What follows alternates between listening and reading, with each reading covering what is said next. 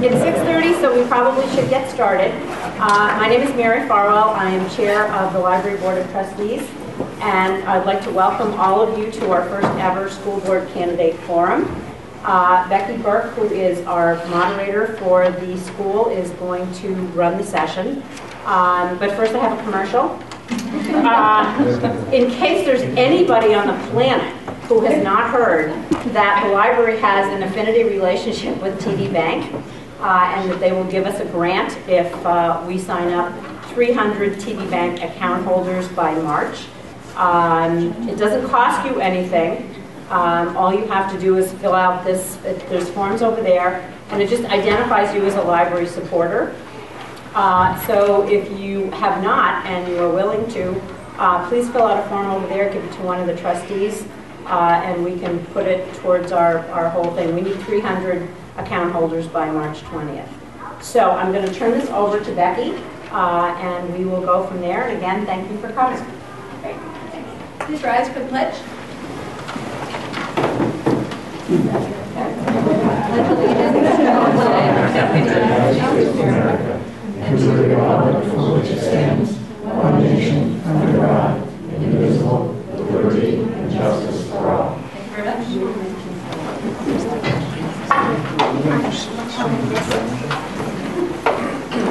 Okay, thank you for coming. I just want to give a little bit of ground rules so that everyone understands what's going to happen here tonight. My name is Becky Burke, as Mary said, and the objective for tonight is really to give you voters a sense of some objective information from all the candidates so that you have a sense of who you would like to vote for next Tuesday. I'm very concerned about trying to make this as fair as possible. So the format is as follows. No candidate has had advanced knowledge of any of the questions. None of them know what will be asked of them. There is a time limit for each question, and I will announce that prior to reading what the question is. All questions will be asked of each candidate, with the exception of one question which is specific to that candidate. You as the audience, I would ask you not to cheer, boo, applaud, anything else for a couple of reasons. One, because it wastes time, and two, because I'd like to say for the voting booth where it really counts. I will ask all of the questions at the beginning and toward the end of the session. If there are questions that I have not asked that you would like to ask, that is perfectly acceptable. And there are cards in the front of the room and also paper in the back of the room. If you want to write it down and give it to Mary, she's going to be the holder of all the written questions that come in from you as we go forward, and we will take it from there. One final word. The taping is being done by David Pearl. We had quite a bit of conversation about how to make this fair. David, as you probably know, does a lot of taping of public meetings around town, and he has agreed to make the full unedited tape available to each candidate as of the end of the day tomorrow or first thing in the morning on Friday, as well as make it publicly available on the library website. So again, free and fair access to information is the order of the day. And I think, so I thank you, Dave, for doing that. And let's see, what else have I forgotten to say? I think that's it. Are there any questions that you have of the format? Any questions that you have from the audience about how we're going to structure this? Becky, actually, it's Mr. Mayville who's doing the taping. Oh, yes. Yes, I'm not David Pearl. I'm Mark Neville. This is David Pearl. I was asked to do the videotaping. I promise I'll be fair and nonpartisan. Thank you. Thank you for that clarification. Okay, are we ready? Can you talk about how the microphones are going to be used so that... I'm not sure we're going to need to use the microphones unless people raise their hands and say they can't hear. Is everyone able to hear me pretty well? I tend to be a projector. Okay, so just speak up when you give your answer. I think it'll be good. Okay. All right, so let's go. Mr. Pearl, first question to you. 2-minute time limit. Why should the Hooksett voters elect you? Well, since I moved here in 2000, I've been very active with Hooksett. I volunteered down at Underhill extensively and created the ELVS program where we did a computer lab for the kindergarten through 2nd grade. And we were able to do that without any impact to the taxpayers. And I've always been conscious of that balance between providing a quality education without impacting the tax rate too much. And I think that it was very evident this year. I was active on the budget committee in reducing the school budget, and now I would like a chance to serve on the school board to be more involved in that. Everything is rising except people's wages at this point, and I think we need to really come out with some good insight as to how we're going to spend this money in the school that the town, people of the town are providing for the school. I have served 4 years on the budget committee. I fulfilled all my commitments that I've ever made in town, and I plan to fulfill the 3-year term on the school board. I've attended many school board meetings going back to 2005 and really had a good example of how the school board, in my opinion, should run and how effective it can be. And I'm anxious to bring some changes to the school board to make it more efficient. And as my goal has always been to bring more people out. I think we all suffer from not having enough people come out, and I'm glad to see this many people here tonight. I'm hoping that to make some changes in the school board so that people will want to be involved and they'll want to come and take part and see how their kids are learning and frankly how their money is being spent. Thank you.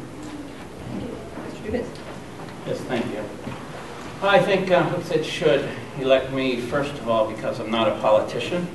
I think I'm a typical parent and taxpayer, and I'd like to just happen to have 27 years of education experience, and I think that I could help this board very much with my experience as an educator, and I would basically try to have two things. I've tried to do what's best for the students of Hooksett and for the taxpayers of Hooksett. That's my goal, and I think that the board needs a new board and some change to it. The board definitely needs some change in a positive way, and I think I can provide that. Mr. David. Thank you. I think I'm asking for the voters to vote for me because I think that I can bring some very strong analytical skills to the problems at hand. I see two basic fundamental problems that we're dealing with on a daily basis as a school board, is that the students and spending someone else's money. And getting to the point where the students are effectively educated and a very productive person in society is a very essential part of what we do as the school board and the school. And enabling the teachers to do their job. Part of the school board would be, the job would be to remove any barriers or to alleviate any of the problems that the student or the teachers have in educating the kids. And again, also it's something to do with the money that we're spending, $26 million plus this year, needs to be carefully considered. And all possibilities and actions need to be taken so that the money is spent wisely and get the most bang for your buck in this particular situation. So analyzing and drawing from the community, because people in the community that don't necessarily sit on the board may have wonderful ideas, and we need to draw that information out. I've been here on Hooksett since 1994 and have enjoyed the town very much, volunteering as a soccer coach and in my church and things of that nature. And I think that we can take this community to the next level with the kids that we have here. I put my name on the ballot for school board because to me, and those of you that have children like I do, they're one of the most important things in your life. And it's important for us as citizens in Hooksett to make sure that we work with the tax bracket that we have, and we have a budget that we can work with that's balanced, that makes sense, but it also is important to do the right thing for our kids. And I've been attending school board meetings now for this past year on a regular basis, and then sporadically over the last few years, as well as volunteering in all of the schools and volunteering in the community throughout Southern New Hampshire. And I just believe at this point in time, the board could really use a little bit of organizational skills and business background to come up with some plans that is fair for everybody. I actually am a Rotarian in Nashua, New Hampshire, and if any of you are Rotarians, and share with me, we live with a four-way test every day, and that four-way test is it the truth? Is it fair to all concerned? Is it going to benefit everybody? Is it beneficial to all concerned? And these are things that I live with every day, and I really think I can bring that organization and that fairness to the board to help them come up with some policies, some procedures, look at the budget, look at our taxes, and look at what's right for our kids. Thank you. Mr. Sullivan.